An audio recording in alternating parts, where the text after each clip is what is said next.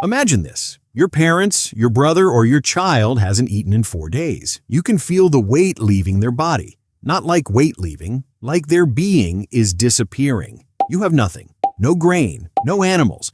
Just the terrible silence of a belly that wants to consume itself. This is the moment ancient humans face that we spend our entire lives avoiding, and they had nothing but faith to stop them. Famine wasn't rare in the ancient world. It was structural. A bad harvest. A drought that lasted longer than expected. A river that didn't flood when it should have. Egypt's entire civilization was built around the Nile's flooding. When it failed, people starved. The Sumerians wrote about it. The Hebrew Bible documents it. Archaeologists have found skeletons from starvation events across every continent. Desperation was the baseline of human existence. And in that desperation, there was a choice that no animal has to make. Your body doesn't care about who the flesh is. Hunger is hunger. The brain knows. The logic is simple. There is a body. You are starving. The math solves itself. But something inside civilization was willing to let your child die rather than cross that line. What was that something?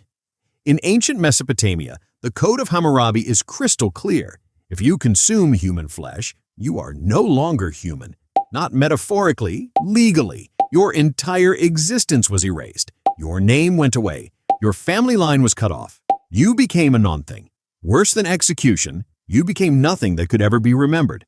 And that terror was stronger than hunger. The ancient Hebrews had a similar boundary, but theirs was spiritual. To consume human flesh was to break a covenant with God himself. It wasn't just against the law, it was cosmic betrayal. It would damn not just you, but everyone you loved forever. The price wasn't death. The price was eternity. In Egypt, there's a fascinating detail that historians point to. When famine came, and it came repeatedly, families didn't abandon the elderly or the sick. They made a different choice. They would go to the tombs of ancestors and consume the offerings left there. Grain, beer, bread, symbolic food. This was theft from the dead, which was sacrilege, but it was chosen over cannibalism. They would rather face damnation for robbing the dead than cross the line of eating the living. What were they protecting? Anthropologist Christopher DeCourse argues that the taboo against cannibalism wasn't about health or disease, it was about identity.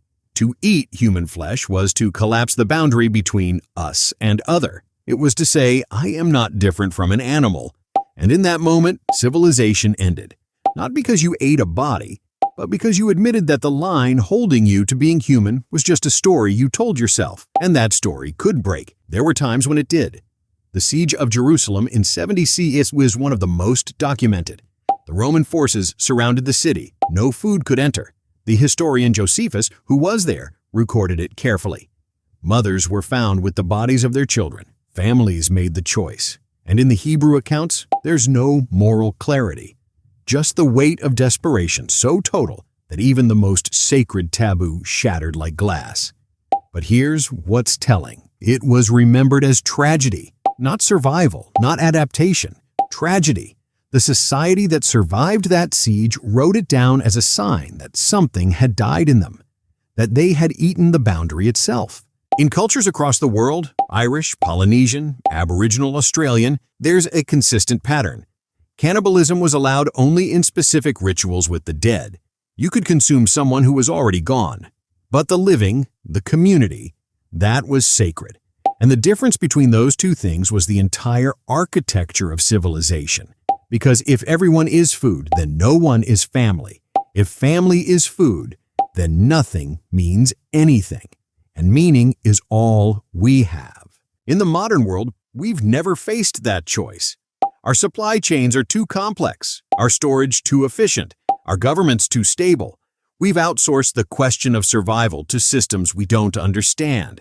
We can afford to believe that we would never be that desperate, that our taboos are absolute, not just stories we tell when our bellies are full. An ancient human wouldn't believe that. They knew exactly how thin the line was. They knew that civilization was just a collective agreement not to do the thing the body screams for. They knew that one bad harvest could strip away all morality in a single generation. And so they built taboos thick enough to hold through famine. They made it cosmic, made it eternal, made it worse than death, because they understood something we've forgotten. The only thing standing between us and the animal is the story we tell ourselves about who we are.